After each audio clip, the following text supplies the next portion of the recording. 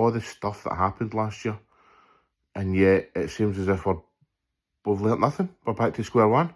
The board are making ridiculous decisions, waiting till Askew has already agreed terms with a different club, and then phoning them and saying, all right, mate, how's it going? You know what I mean? Like flirting.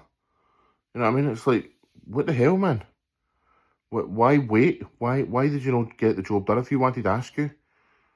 Why did you not just go and get him instead of waiting to lose? Honestly, man, it's absolutely baffling at times. I honestly don't understand this Celtic board whatsoever. And, you know, we look as if we're down to Martin O'Neill and Robbie Keane now. And even at that, who knows what's going to happen?